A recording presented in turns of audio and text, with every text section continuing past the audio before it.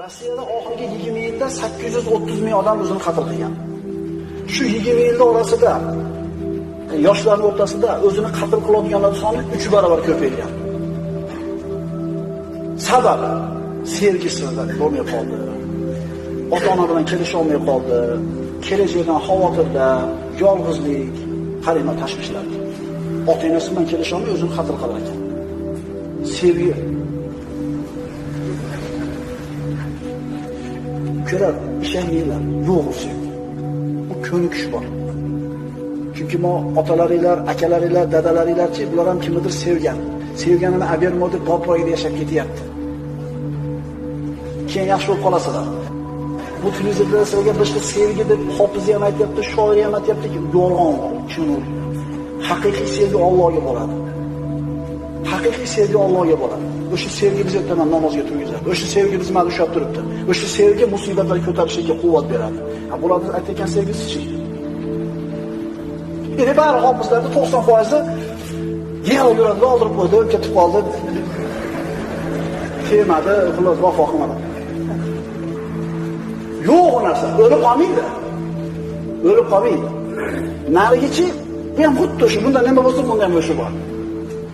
Ishonmaylar. Ishonmaylar. Bu Alisher Navoiylar, Boburlar kuylagan sevgi ilohiy sevgi.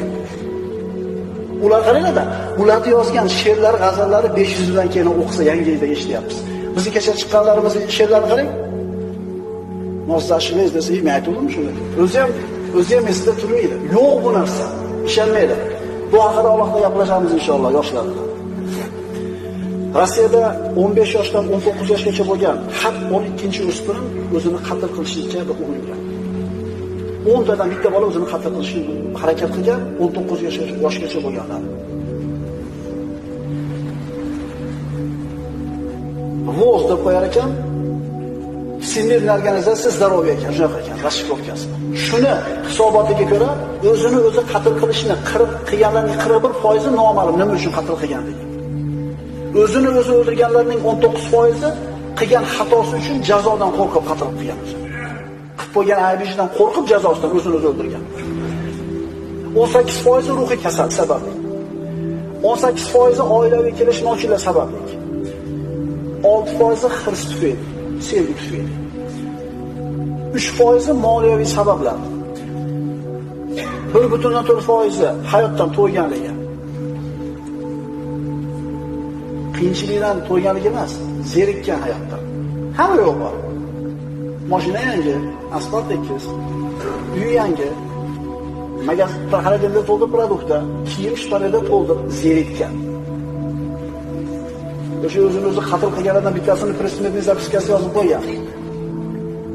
Yeb ko'rdim, ichib ko'rdim, o'ynab ko'rdim, fahsh qilib ko'rdim, qimor o'ynab ko'rdim. O'lib ko'raychi, zerikdim degan. Yani hayotda hamma yo'lda qilib kelgan, hayotda qizig'i qolmagan, oldida bir maqsad qolmagan.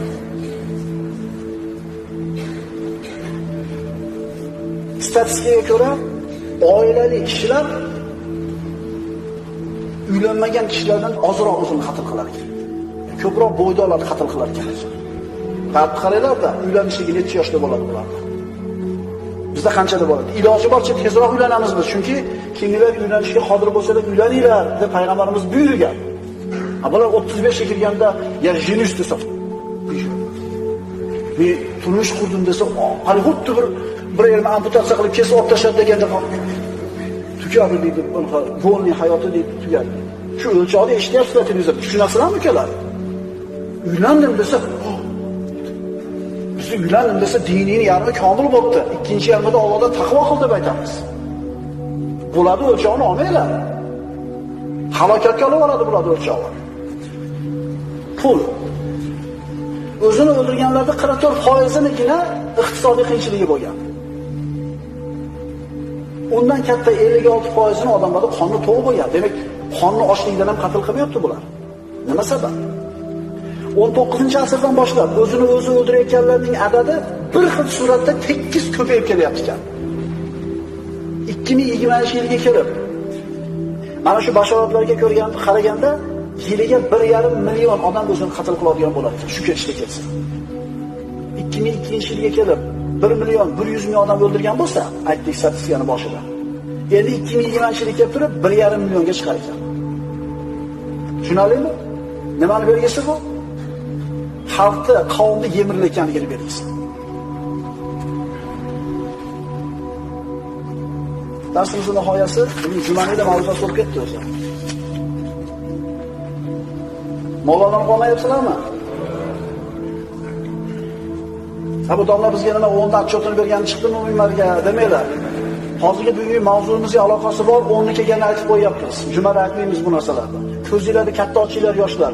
Kattalar dunyoqarash shakllangan, bularda tushunchasi to'g'ri, hayotni istiqbolni ko'rgan, biladi nima qilish kerakligini. Yoshlar sizlarni aldab qo'ymasin atrofdagi.